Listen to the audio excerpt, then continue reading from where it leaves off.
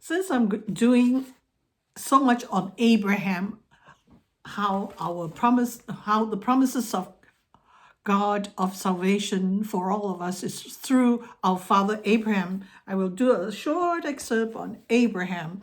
The stories of Abraham is found in Genesis, and we can all read together. I've done creation story. Now I'll go to Abraham.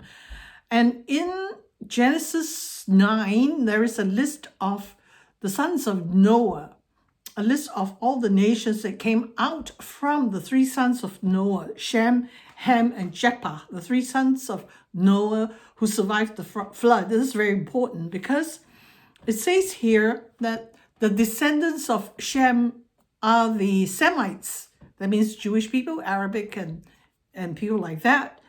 And Ham's descendants were the Canaanites. The Canaanites descended from Ham. And the Gentiles, the rest of the world, descended from Japheth. That means we are descendants of Noah's third son, Japheth.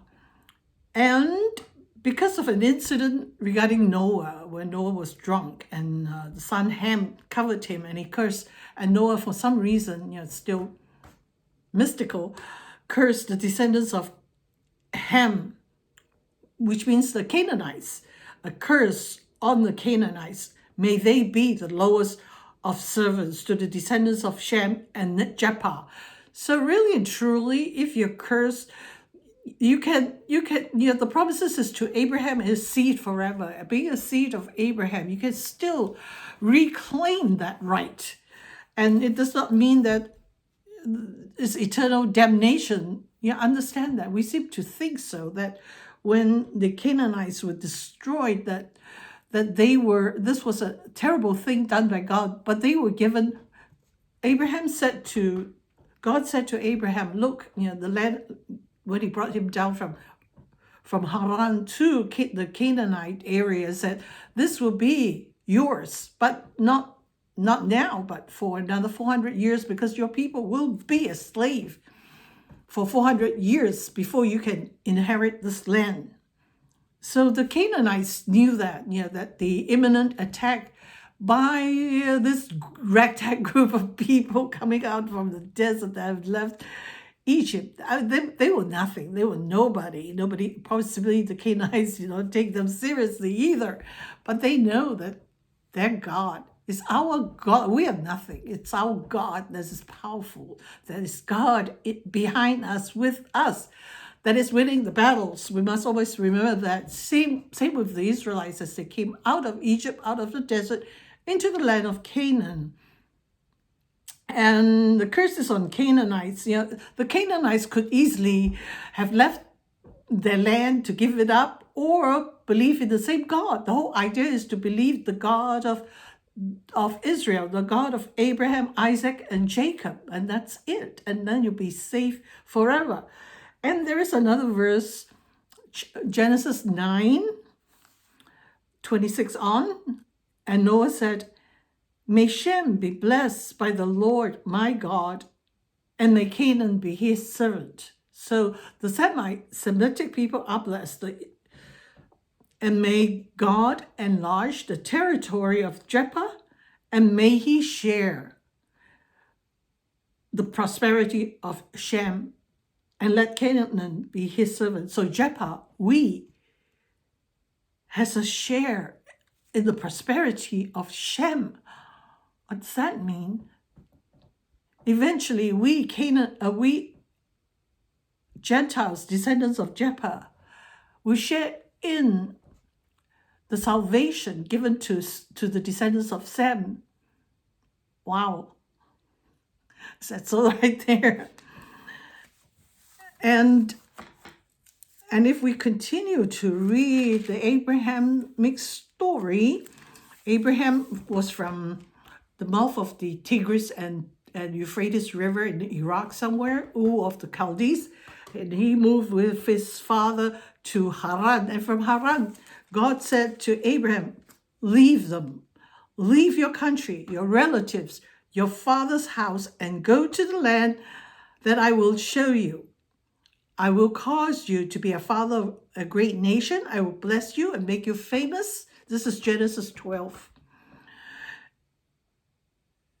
And I will make you a blessing to others. I will bless those who bless you, curse those who curse you. All the families of the earth will be blessed through you. So Abraham, how did God speak to Abraham? It's always been a mystical thing. Did he speak to him in an audible voice or just impress upon his spirit? But regardless, Abraham picked up his tent and moved his family as God has instructed. And then they went to Canaan. And once they reached, Abraham pitched his tent, set up an altar, worshiped God. And throughout the story of Abraham, as God speaks to him, he obeys, and it was counted to him as righteous because of his obedience to God. And each time he pitched his tent, built an altar, worship God. See, Abraham was like that. And is there a story for us? Yeah, to be ready to set up an altar and worship God wherever, except the time when he went to Egypt. There was a famine, so Abraham moved his family to Egypt. And it didn't say that God said, go to Egypt, and then he pitched his tent there and worship God. No, there's no such thing. So it's obviously his own accord. And then that's when he got into trouble, because Pharaoh saw his wife Sarah and said, oh, she's beautiful. Oh yeah, she's my sister, meaning you can have her. As Pharaoh did. Pharaoh brought gifts to Abraham and took Sarah. And then God caused a plague to fall on Pharaoh and his family. And so Pharaoh said to Abraham, take your wife back. You lied to me. So, and then we continue with the story of Abraham and Lot. Lot, in spite of being mentioned in the New Testament, Lot, albeit, he tried his best to believe in and follow God, but his faith was secondhand, as one commentator said his faith was through Abraham. Abraham believed, so he believed that he followed Abraham everywhere. So his faith was secondhand, and because of that, he did get into trouble. So there was once, when Abraham has to raise an army to rescue him because there was fighting, but more so is the story of Sodom and Gomorrah that was not just here, but throughout the epistles in the New Testament that continues with the warning story of Sodom and Gomorrah. So here, Abraham and Lot became so rich. I mean, they had servants, they had flocks.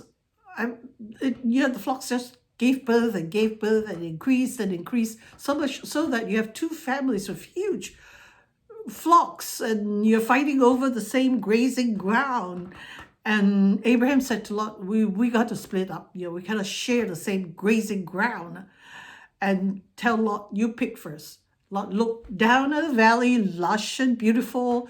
Look up the craggy hills. It's like, craggy hills, no. Here, down the valley was lush. But, well, the only problem is it's next to Sodom and Gomorrah. That's all right. I know who they are. I don't need to mess around with them as long as I stay outside of it.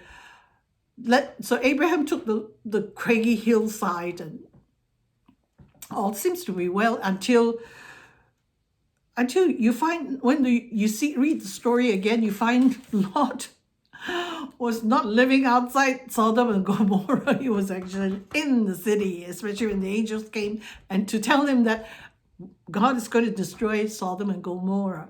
So, these stories really are to help us to think, I know what the world is. I don't need to mess around with them, but we eventually find ourselves right in their midst.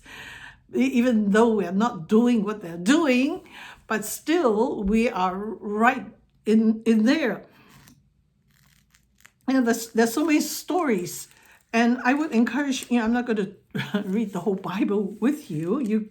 I can, but I'm not, because this channel is to encourage you to read the Bible, not just New Testament, but the Old too, because our history is the Old Testament. the New Testament didn't just appear, but if you read the New Testament, it continuously goes back to Sodom, Gomorrah, goes back to Abraham. The promise of salvation was given to Abraham and his seed forever. That's why if we claim to be a spiritual seed through our Lord Jesus Christ, must read, because that's our history too. And it's fascinating, and I encourage you to read the Bible from Genesis to Revelation and miss nothing. Start today, even if it takes you years, but start today.